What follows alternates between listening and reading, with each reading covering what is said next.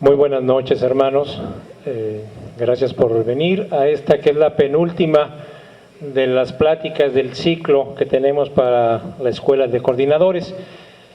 Esta noche es para nosotros un honor, una bendición, el tener con nosotros a Monseñor Juan José Hinojosa, que yo creo que no necesita presentación, que todo el mundo conocemos, pero que quisiéramos destacar algunos puntos específicos. Digo que además de ser el responsable de la parroquia aquí de Fátima, pues debemos mencionar también que es el fundador, obviamente, de nuestro movimiento, de los equipos de meditación bíblica desde hace más de 25 años, cuando era maestro formador en el seminario, en donde estuvo también por más de 20 años, padre, 26 años en el seminario, y posteriormente fue llamado como párroco a Jesús el Buen Pastor, donde tuvimos la dicha de tenerlo por ahí también, conocerlo y trabajar en algunas de sus actividades. También debemos decir que es un fuerte impulsor de lo que son misiones en familia, y con misiones en familia pues también ha extendido con mucho toda la obra de evangelización, además de otra serie de actividades pues que solamente el Padre Juan José sabe de lo que está haciendo. Entonces, para nosotros es muy satisfactorio tenerlo aquí. Qué bueno que pudimos estar para aprender, para meditar con él sobre el tema de la oración. Sin más, Padre.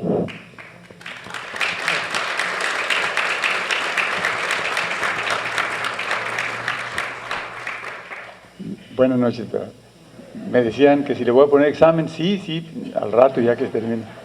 Después de la junta tenemos un examencito. Después de la plática, un examen, a ver cómo van. Y los que pasen, bueno, pues ya tendrán su diploma. Si no, pues nos esperamos al otro año, ¿verdad?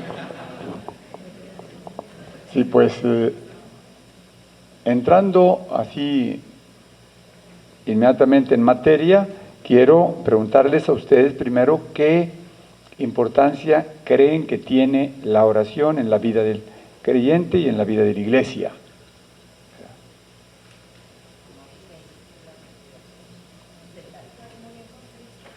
La comunión con Cristo, la íntima relación con el Señor,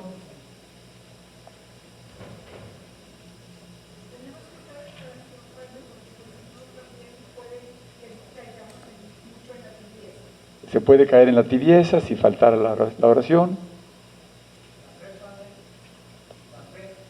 la fe, sí, indispensable.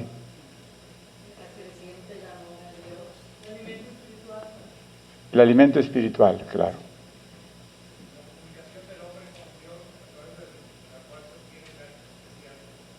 Sin la oración no recibiríamos muchísimas gracias. O sea, Él las condicionó. Jesucristo decía: pidan y se les dará, busquen y encontrarán, llamen y se les abrirá. Se está poniendo la condicionante. Él ya sabe que yo necesito. Es más, decía en otra parte del Sermón de la Montaña, el Padre Celestial ya sabe lo que ustedes necesitan.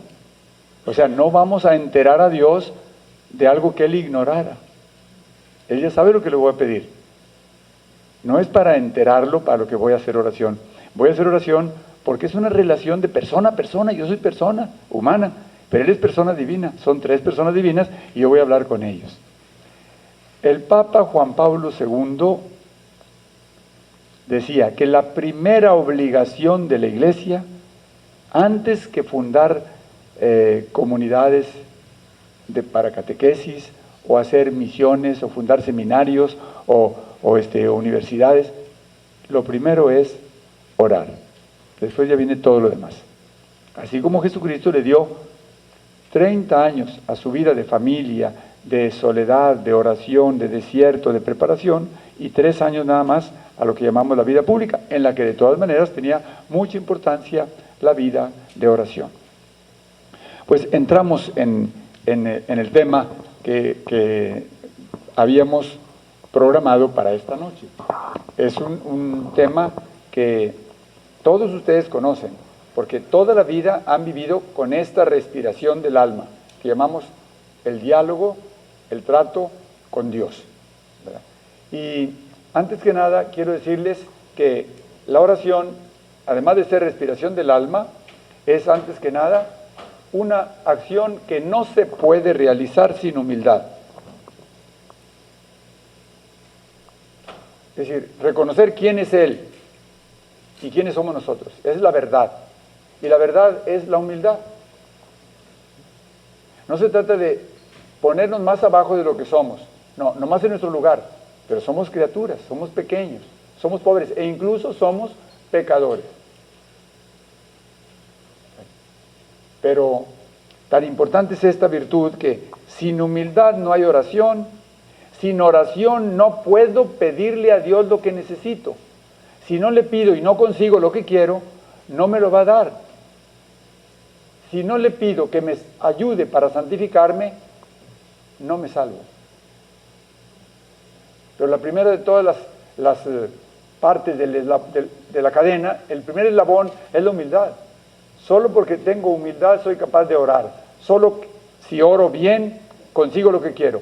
Solo si consigo lo que quiero, puedo conseguir gracias también materiales, porque obviamente estamos en el mundo y necesitamos cosas materiales, pero también los otros bienes morales y espirituales que necesitamos para salvarnos. Pero la primera de todas es esta. Y es la primera virtud, lo primero y lo último que nos enseñó nuestro Señor. ¿Saben? La encarnación fue un acto de humildad. Siendo Dios se hizo hombre. Y así toda su vida fue humildad. De tal manera que el segundo salto de humildad después de haberse hecho hombre, fíjense cómo fue nacer en Belén. Es más bajo todavía. Y después ser circuncidado como un pecador. Y después huir de un poderoso de la tierra. Y después vivir anónimo. Y después, ya en la vida pública, ser tentado por el enemigo. Y después ser juzgado como samaritano, como endemoniado, como glotón y bebedor y así. Y después, ya en la pasión, besado por un traidor. Y más tarde, escupido en la cara. Y después, comparado con un criminal. Y así va bajando más, hasta quedar al último en una tumba ajena. Y dice uno, es demasiado. Pues sí. Y todavía más que eso. Dice uno, ya llegó al último. No, todavía más. Se quedó en la Eucaristía, en cada hostia.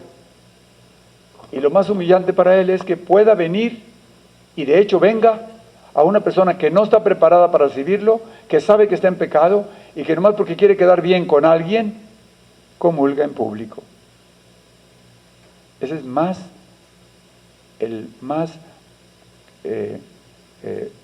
bajo de todos los escalones a los que puede descender Jesucristo por el amor que nos tiene. Entonces, la humildad ciertamente es lo primero y lo último que nos enseñó y que nos sigue enseñando Él toda su vida. Muy bien. ¿Qué es la oración? Es la elevación del alma. Y más que la elevación del alma, como si fuera un esfuerzo solo nuestro, es ser elevado por Dios. Y por eso es una gracia, porque no es que Él se rebaje, es que a mí me levanta. Y entonces quedamos al mismo nivel para orar, porque vamos a platicar. Fíjense cómo a Dios no le hablamos de usted.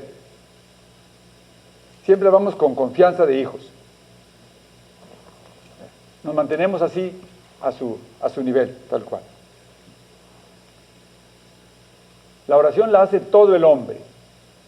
Entran los brazos, entran las rodillas, entra la voz, entra el canto, pero sobre todo decimos que entra el alma. Y el alma es la inteligencia y la voluntad.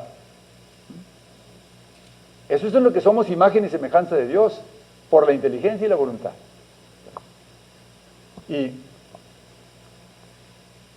nuestra inteligencia y nuestra voluntad siempre están tendiendo a la suma verdad con la inteligencia y al sumo bien con la voluntad e incluso a la suma belleza que es Dios, y por eso todo lo demás, bien, verdad y belleza que hay aquí en la tierra, nada más son como señales y como sorbos, es algo pequeño que en plenitud lo tendremos después. Es el corazón el que hace la oración. Necesita venir de dentro. La oración se parece al árbol del incienso.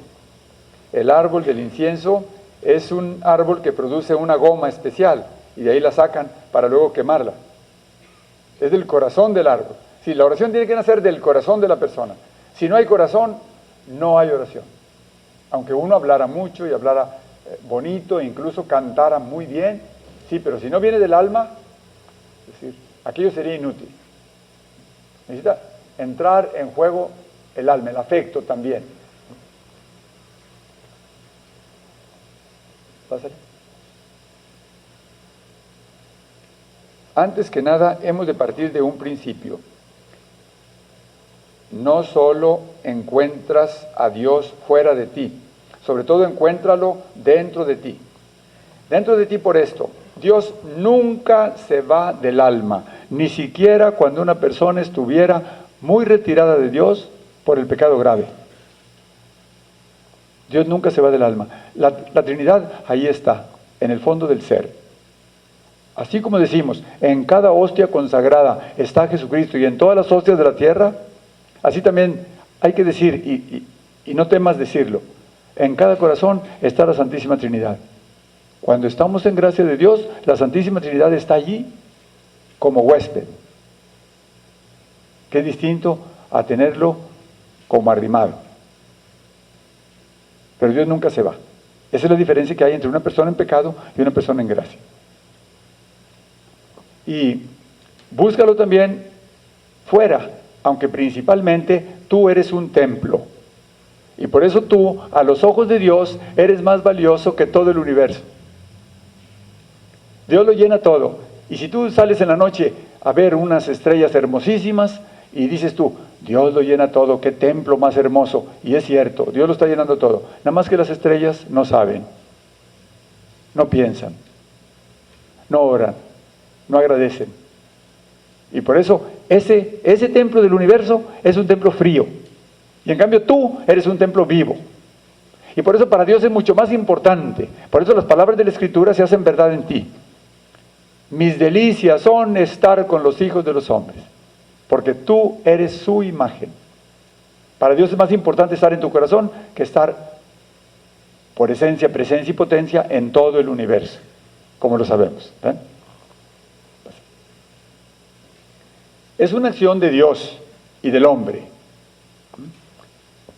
La hace todo el hombre, pero es de Dios. Si no hay la iniciativa de Dios, uno no puede orar. Por eso San Pablo nos dice que nosotros no somos capaces, sin el Espíritu Santo, ni siquiera de decir Jesucristo es el Señor, si no fuera porque Dios viene en nuestra ayuda.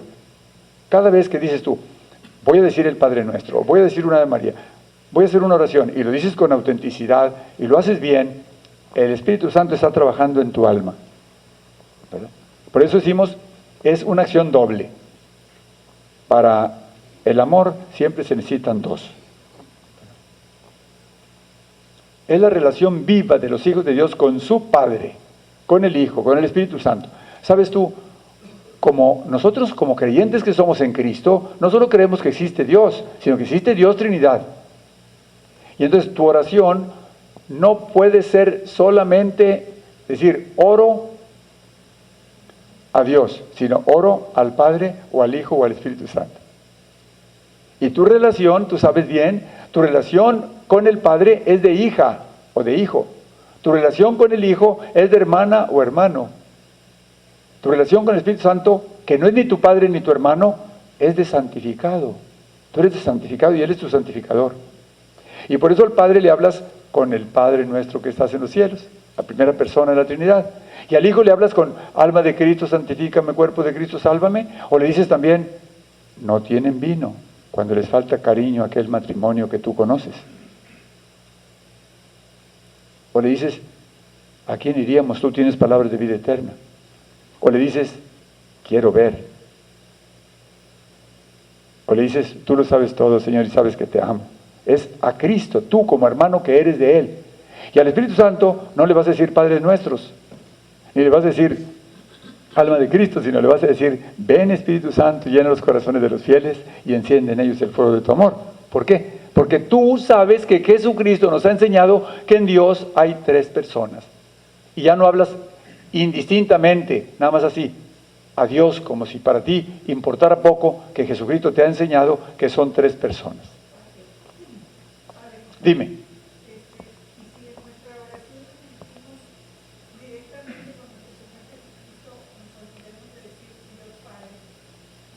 No pasa nada. No pasa nada. Pero claro, si uno le está diciendo a Jesucristo, Padre nuestro que estás en los cielos, Él ha de estar risa y risa. Va a decir, mira esta, ¿desde cuándo que está en la Biblia y ni siquiera? ¿Verdad? ¿Ves? Si yo le digo al Espíritu Santo, alma de Cristo, santifícame, cuerpo de Cristo, sálvame. Imagínate, pues eso nomás lo decimos a la Eucaristía, que es un cuerpo que yo acabo de recibir, ¿verdad?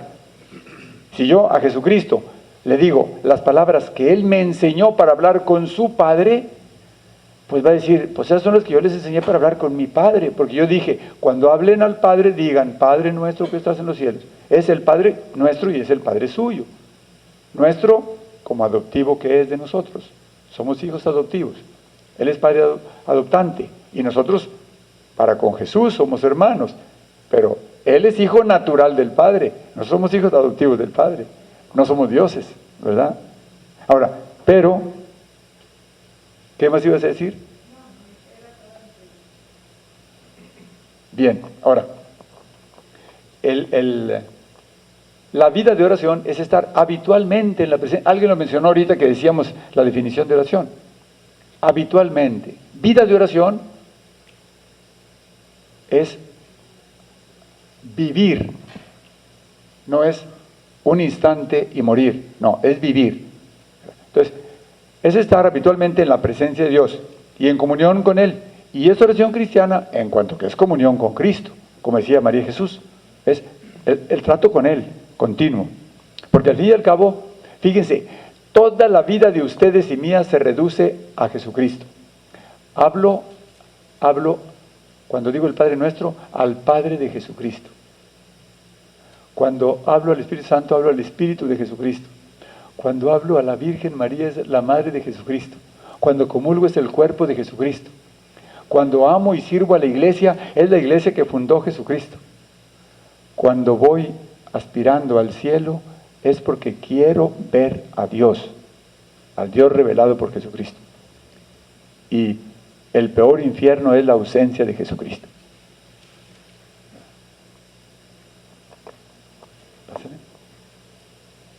Sus dimensiones son las del amor de Cristo. Decía San Pablo, así podrán comprender, junto con todos los creyentes, en otras traducciones dice, junto con todos los santos, cuál es la anchura, la longitud, la altura y la profundidad del amor de Cristo. Un amor que supera todo conocimiento, de esa manera los desbordará la plenitud misma de Dios. Su carta a los Efesios. Si comprendiéramos el amor, ¿verdad? Él nos ama tanto, ¿verdad? Como tú amas a tus hijos y a tus seres queridos, como tú eres, ¿verdad? Él ama como Él es. ¿Cómo amas tú? Con todo tu corazón. Sí, pero eres limitada. Somos limitados. Él ama sin límites. A cada quien. No crean ustedes que ama Dios más a unos que a otros. Si ustedes como padres de familia, por decir un ejemplo, no aman más a unos hijos que a otros, los aman a todos parejo.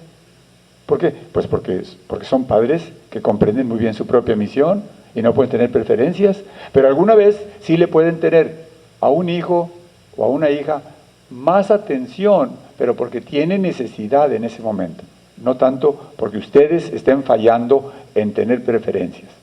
Dios también nos ama más, nos ama mucho a todos, pero no ama más a uno que a otro, porque es Padre, pero además es perfectísimo y no puede estar amando más a uno que a otro. Nada más que a cada quien le da las gracias que necesita para su misión.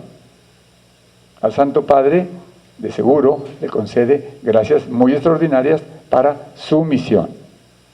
Pero no que te ame más, te ame menos a ti que a Él. El hombre, desde la creación, busca a Dios, pero la iniciativa no es del hombre. Decía Juan Pablo II en el documento aquel del tercio milenio adveniente, decía, la diferencia entre cualquier religión y el cristianismo es que todas las religiones buscan a Dios. Budismo, ¿verdad?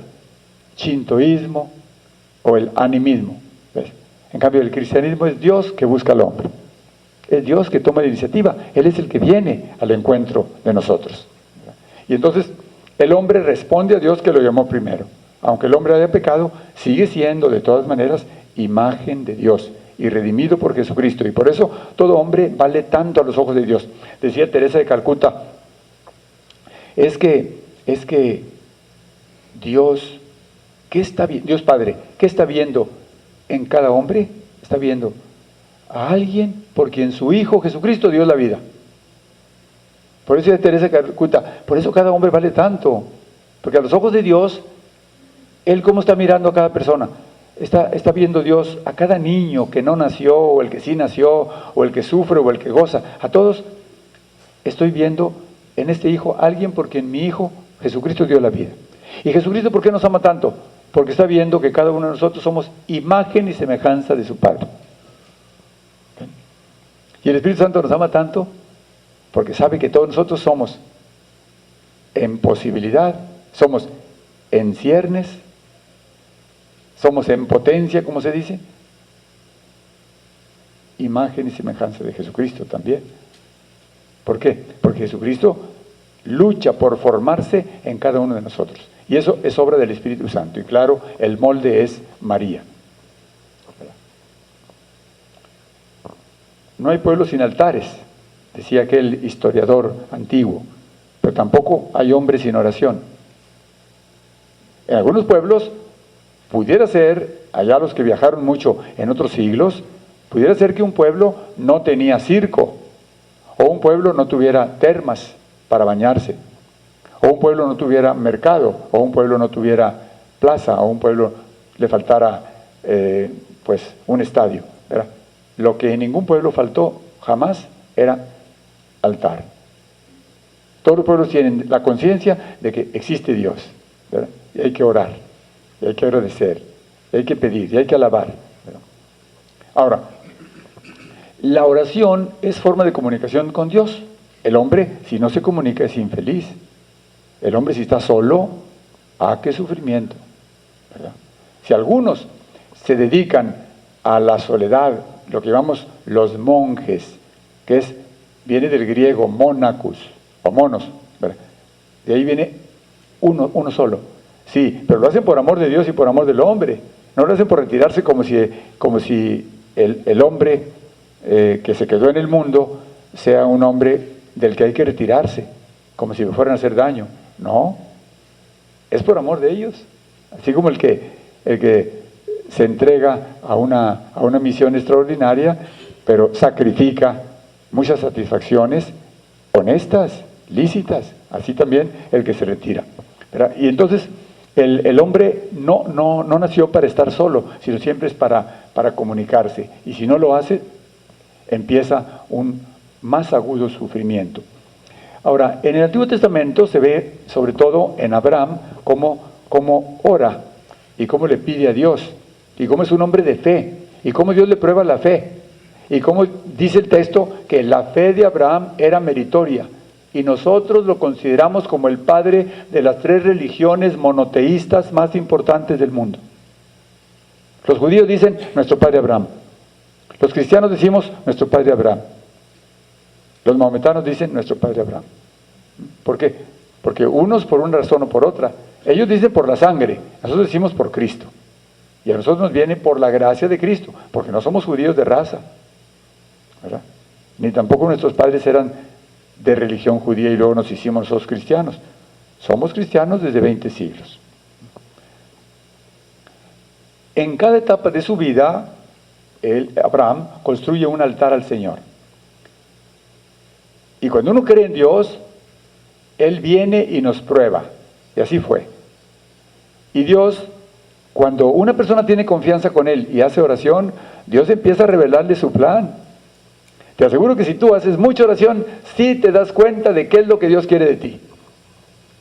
Haz la prueba. En la oración descubre su voluntad. Una pobre mujer, hágame el favor, le dicen: señora, váyase al hospital rápido, a su niño lo atropellaron al salir del colegio y lo están interviniendo ya. Y ella se va como loca. Imagínense que ha sucedido eso, ¿verdad? Llega al hospital y a los médicos haciéndole la lucha al niño, ¿verdad? Y ella en la orilla del cuarto, ahí donde están los médicos en el quirófano, y la pobre mujer: Dios mío, devuélvemelo, pero bueno y sano, que no le va a quedar nada mal en su cuerpo. Es que dicen que el golpe fue muy fuerte y que fue una moto que lo atropelló y que no sé qué.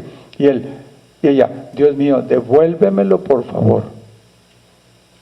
Y está como media hora haciendo oración. Y los médicos siguen allá trabajando. Y la segunda media hora: devuélvemelo, aunque sea mal de su cerebro, aunque sea mal de su cuerpo, pero devuélvemelo. ¿Ven? Y pasa un rato, y los médicos no dan señales todavía de salir para decir cómo está el niño. Y luego la última media hora de la mujer aquella fue: Señor, si quieres devuélvemelo, si quieres recógelo, que se haga tu voluntad. ¿Ven?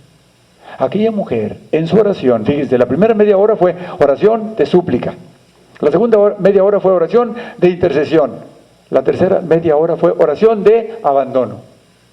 La más perfecta de todas las oraciones es la oración del huerto: hágase tu voluntad, dame lo que tú quieras, ¿verdad? La oración nos va dando como más luces y vamos descubriendo lo que Dios quiere. Abraham descubrió, y Abraham se hizo como un hombre de confianza con Dios, y Dios le revela. Fíjense cómo dice la Escritura: Dios iba a castigar unas ciudades y dice: ¿cómo le voy a negar yo a mi siervo Abraham lo que voy a hacer con esas ciudades? Le voy a comunicar que voy a destruir Sodoma y Gomorra. Y entonces el hombre: ay Señor, pero ¿cómo vas a destruir a los inocentes con los culpables? ¿Cómo vas a hacer eso? ¿Ven? Y empieza el diálogo. ¿Qué está haciendo Abraham? Intercediendo. Y Dios le dice: bueno, si hay 50 justos, voy a perdonar la ciudad. Y así va bajando la cifra. Y no hubo ni 10. Y ustedes saben la historia, ¿verdad? Sacó a los 4 que había, Lot, su mujer y sus 2 hijas, y ya se van, y después Dios destruye la ciudad. Pero fíjense bien, aquí voy a dar una interpretación más personal. Eran pecados muy graves los que habían cometido aquellas personas, y Dios mandó castigarlos con el fuego, y quedaron sepultadas aquellas ciudades en el mar muerto. No piensen ustedes que encima de haber cometido aquellos pecados y Dios los condena y se mueren todos, encima de este castigo corporal también los condena en el infierno, sino que es un castigo corporal para, en definitiva, salvar sus almas, porque Dios es amor. Decía el padre Cantalamessa en una meditación que le dirigió al Papa, recordando unas palabras de San Agustín, no eran de él, no eran del padre Raniero Cantalamessa, eran de San Agustín. Si se perdieran todas las Biblias del mundo, adiós meditación bíblica, que no quedara ni una, todas quedaron destruidas, y la única, un solo ejemplar quedara, pero se había caído en un lodazal, quedó toda sucia, todas las pastas torcidas, todo ilegible. y nomás quedara una página de toda la Biblia, y la página nada más se leyera un renglón, y ese renglón fuera de la primera carta de San Juan, primer capítulo, verso 8, que dice, Dios es amor, ya se escapó todo el contenido de la Biblia. Dios es amor. No cualquier amor, es amor infinito, es amor sin medida. Eso nunca lo podemos comprender ni captar suficientemente, pero procuremos cuando menos meditarlo. Dios permitió algunos castigos en el Antiguo Testamento y también en el Nuevo Testamento, castigos físicos por pecados graves y a veces por pecados no tan graves. Sí, permitió esos castigos temporales para en definitiva sirvieran como una especie de purgatorio anticipado para luego en definitiva salvar sus almas.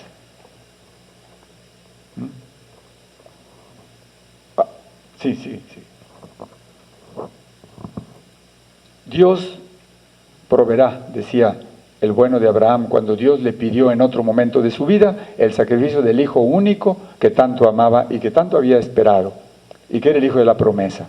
Le había dicho Dios, precisamente en la misa de hoy, le dijo Dios, cuenta las estrellas si puedes. En la misa de hoy. Así será tu descendencia. Y sin embargo, él ya grande de edad, y Dios mío, ¿de qué me sirve que me has dado riquezas? Tengo ganados al por mayor, tengo oro y plata, y mi mujer sin hijos, y yo ya anciano. ¿De quién va a ser todo lo que tengo? De mi criado, porque había la costumbre de que el criado mayor de una familia, de una pareja que moría sin hijos, era el heredero. Y le dice Dios, no va a ser el criado. Tú vas a tener un hijo de tu mujer legítima. Pero ese hijo con el tiempo se lo pide. Es la figura de Cristo que sube con su cruz al Calvario. Así como él subió con su leña en la espalda. Pero bueno, Dios proveerá. Pero ese Dios es misterio.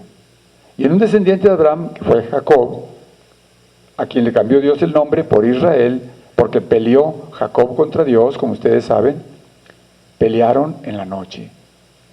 Dice uno, ¿pero cómo pelearon? Un hombre que tiene un cuerpo va a pelear con un espíritu. ¿En qué consistió la lucha? La lucha fue cuerpo a cuerpo. Sí, pero ¿cómo se pelea contra un ángel? El caso está en que estuvieron toda la noche orando. Toda la noche estuvo orando Jacob con Dios. Pero de tal manera fue una experiencia fuerte de relación con Dios que hasta le quedó un hueso descoyuntado de su cadera. Y desde entonces los israelitas ya no prueban nunca esa parte de los animales. Cuando comen un animal, ese hueso lo respetan. Por aquel recuerdo. Pero como si él estaba peleando contra un espíritu, contra Dios, ¿por qué queda él dislocado de un hueso? Y hasta quedó después cojeando para toda su vida. Así fue Jacob. Hermanos, cuando uno lee las vidas de los santos, ¿qué leemos en Francisco de Asís? Y quedaba un día con las llagas. Y las tuvo toda su vida. Un poquito antes de morir, desaparecieron. Porque eran llagas que Dios le permitió, no para él, sino para la gente. Pero tuvo aquel fenómeno. Teresa de Jesús, en su oración, después de que tenía una oración muy intensa durante mucho tiempo, se sentía como que le hubieran golpeado. Ella dice, como que hubieran dado muchos golpes con un leño. Quedaba toda cansada.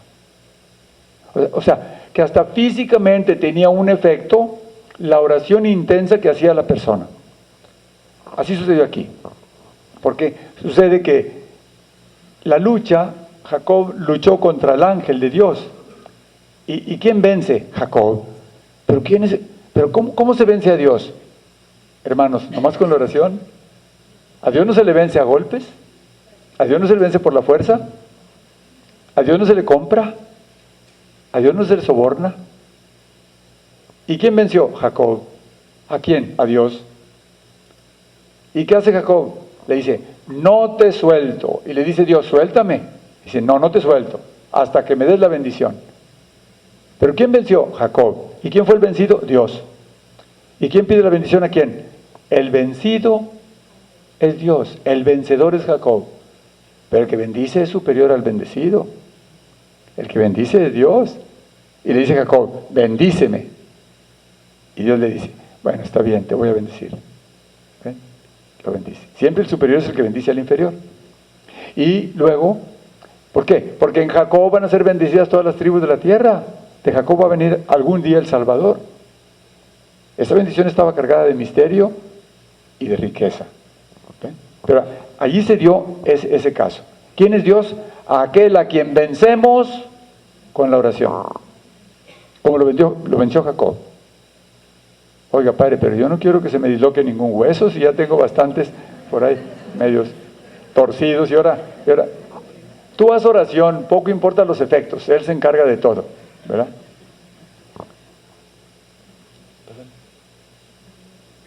En el documento del Santo Padre, al comienzo del nuevo milenio, en el número 32 dice, para la vida de santidad es necesario un cristianismo que se distinga ante todo por el arte, llama el Papa, el arte de la oración.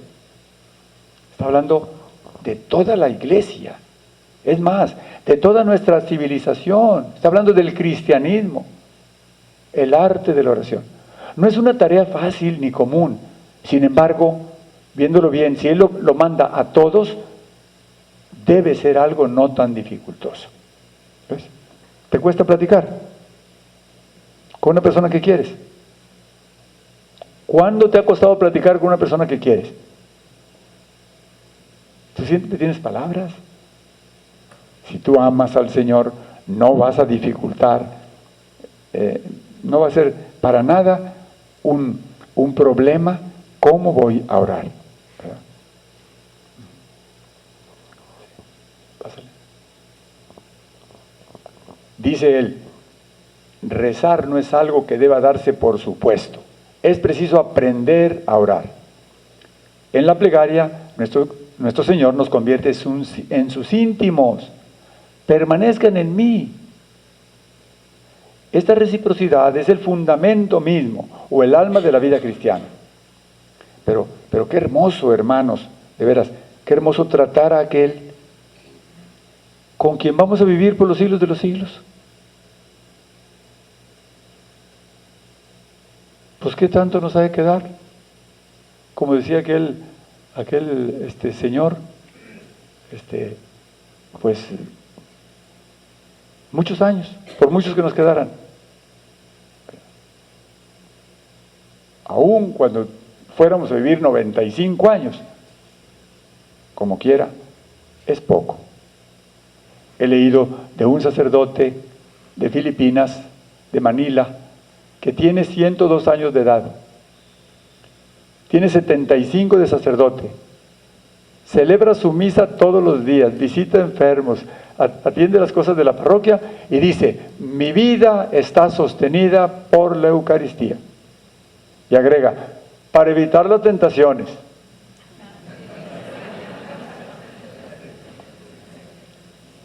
Quiere decir que está vivo, no está muerto, pero tiene ya esa edad. Pero bueno, aún así 100 años es poco. Hay que tratar mucho a ese Jesús con quien vamos a vivir por los siglos de los siglos. ¿Verdad? Ahora, realizada por el Espíritu Santo con nosotros, nos abre la contemplación del rostro del Padre. ¿Para qué es la oración? La oración siempre nos va haciendo descubrir nuevas vetas, porque Jesucristo es como un diamante de muchas facetas, que siempre le encontramos un nuevo brillo. Tú te encuentras con un versículo y te aseguro que ese versículo te da más luz que como lo viste hace un mes, hace 2, hace un año. ¿Verdad? O una palabra, o una oración. ¿Verdad? Síguele. Aprender esta lógica trinitaria de la experiencia personal es el secreto de un cristianismo, dice el Papa, realmente vital, que no tiene motivos para temer el futuro porque vuelve continuamente a las fuentes y se regenera en ellas. La experiencia personal es el secreto. ¿Qué bien tan grande le haces a tu alma, luego también a tu familia, a tu ambiente, a tu vida, cuando tú haces un poquito más de oración de la que estás acostumbrado. No caigas en la rutina. El que dice basta es que no ama. Aquí no puede uno decir eso. El cuerpo tiene su límite. Compras una hamburguesa doble y una coca también grande, pues con eso tienes. Ya fue mucha, ya no puedes comer más. No puedes, 2 hamburguesas dobles y 2 cocas, no puedes, tienes un límite. El alma no tiene límite. Lo que decía nuestro poeta amado Nervo, el alma es un vaso que solo se llena con eternidad. Estás hecho para cosas más grandes, no simplemente para ¿cómo? Vivir en un gallinero como una gallina trabada, sino para volar. Y por eso no hay motivos para temer el futuro, porque tú tienes en la oración la llave, tú tienes al dueño contigo. Si va en el barco de tu vida, por más que haya tempestades, pero va el Señor en el timón, ¿y qué importa que haya tempestades? Pues va el Señor ahí, como el niño que dice, pues es mi papá el que maneja. ¿Dónde está el problema? Pásame.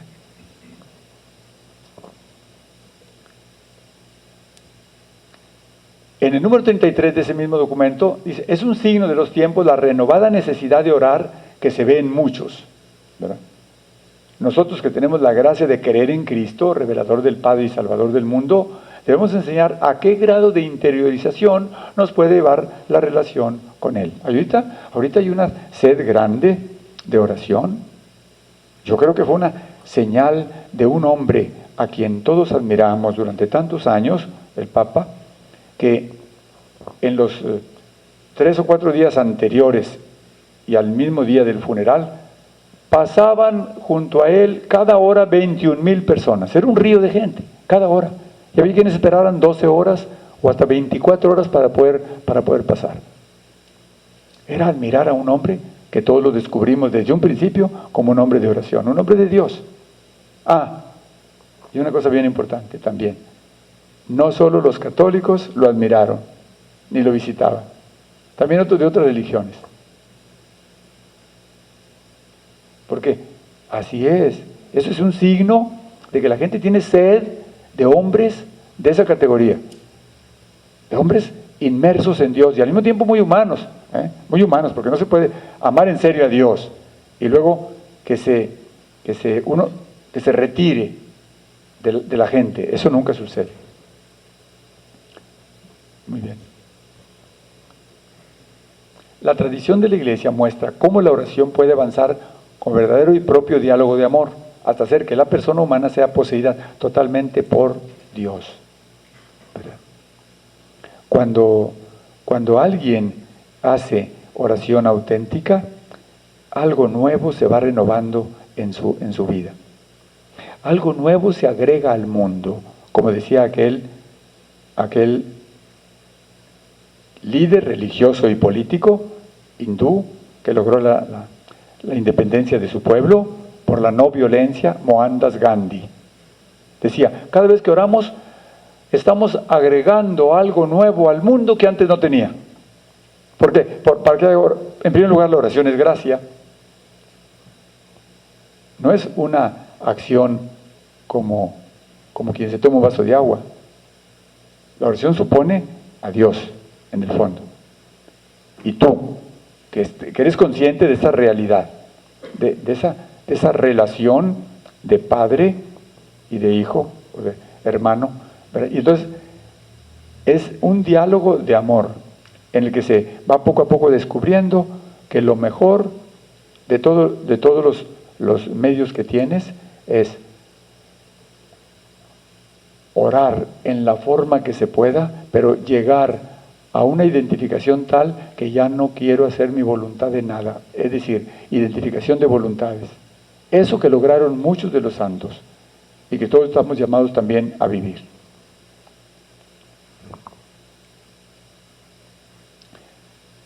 sensible de espíritu y abandonada fielmente al corazón del Padre.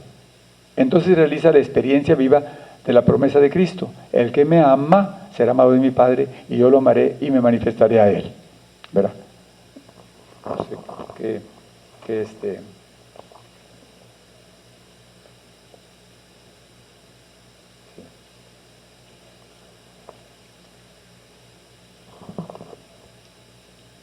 sensible al espíritu y abandonada fielmente al corazón del Padre. Se realiza la experiencia viva de la promesa de Cristo. Es que esa presencia suya en el fondo del corazón es más real que las cosas sensibles que nosotros percibimos por la vista, el oído, el tacto, el gusto, en fin. ¿Verdad?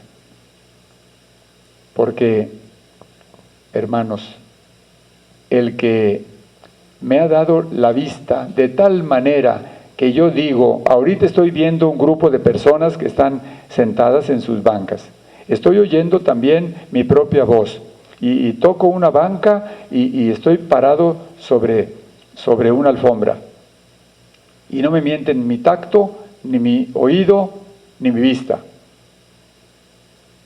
y les creo a mis sentidos. Bueno, pues muchísimo más debo creer al autor de los sentidos. Si les creo a mis sentidos y no lo dudo, ahorita es de noche y me lo dice mi vista. Y ahorita estoy oyendo un ruidito por ahí del clima. Oigo unas voces. No me mienten mis oídos.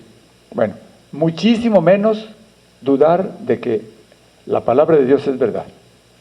Si Él dice, vendremos a Él y haremos morada en Él, es que es cierto. El que me ame será amado de mi Padre, y yo le amaré y me manifestaré a Él. O sea, como que va descorriéndote el velo, va haciendo que tú lo descubras. Muy bien, sigue.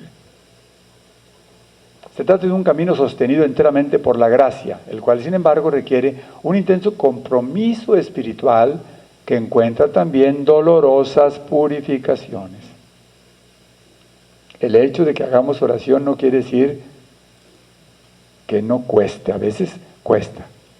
Darnos cuenta de que en la vida no todo es agradable. Hay momentos de verdadero sufrimiento. ¿Verdad? Una vez, Catalina de Siena, Santa Catalina, doctora de la Iglesia, dijo, quejándose a Dios, ¿y dónde estabas? ¿Dónde estabas cuando yo tuve tales sufrimientos, tales pruebas, tales tentaciones, tales peligros de mi alma? Le dijo Dios, ¿pudiste con la cruz? Sí. ¿Dónde querías que estuviera? Ahí estaba, para darte fuerzas. Yo les preguntaría, ¿han podido ustedes con la cruz? Que en su vida les ha permitido Dios.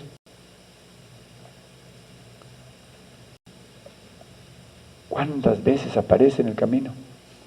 ¿Han podido? Sí. Bueno, entonces, ¿dónde estaba Dios? ¿Quién te dio fuerzas? Una vez, San Vicente de Paúl, a los 35 años de sacerdote, dijo, si hubiera sabido lo que iba yo a sufrir de sacerdote, no me hubiera ordenado. Algo similar también puede decir un casado, una casada. Si hubiera sabido lo que iba a sufrir, no me hubiera casado. Pero qué bueno que Dios no permite que hagamos eso.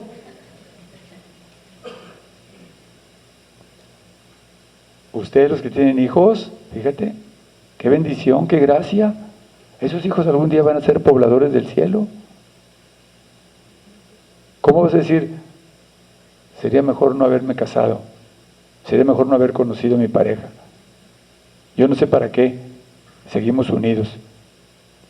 Pero esta riqueza, un hijo, una hija, ¿no es superior a todo? Y ese hijo, esa hija, tuyos, ¿no son al mismo tiempo hijos de Dios? ¿No van a vivir por los siglos de los siglos? ¿Y no es tu papel, después del de Dios, el más importante para que esos hijos lleguen?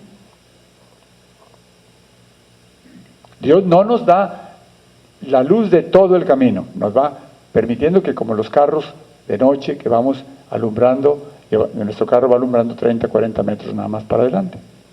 Y conforme vamos caminando, vamos dándonos cuenta qué hacer. Así es Dios. También dolorosas purificaciones. Lo que los santos llaman la noche oscura, pero que llega al indecible gozo vivido por los místicos como una unión esponsal. Sí, Señor, lo que tú quieras, como tú quieras. Es que o somos santos, hermanos, con las pautas que va señalando Dios, o no lo seremos de ninguna manera. Pero Él quiere que lo seamos. Y tu historia es diferente, no hay dos iguales. En vez de que se te ocurra decir, ay, yo no sé para qué. Yo no sé para qué. Platico contigo. ¿Cómo es posible que hayamos aguantado tanto? Yo no sé para qué. Sí. Si lo ves a la luz de la oración vas a descubrir sí, para qué.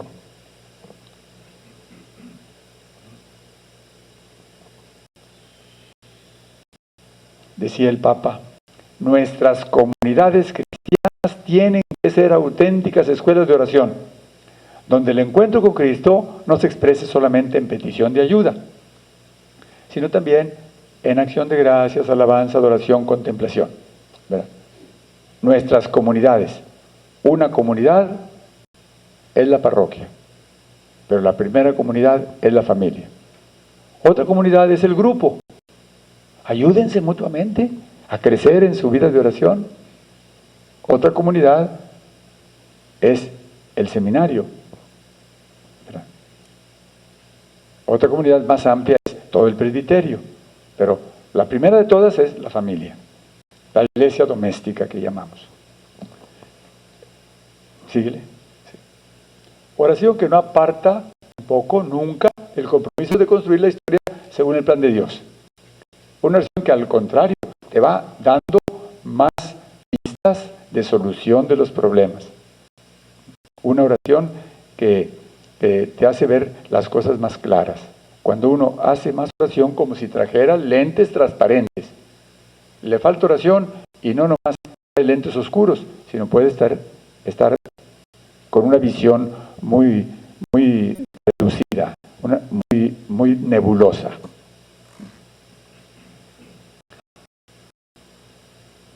Se equivoca quien piensa que el común de los cristianos se puede contentar con una oración superficial, incapaz de llenar su vida. Correrán el riesgo, dice el Papa, de que su fe se debilitará progresivamente.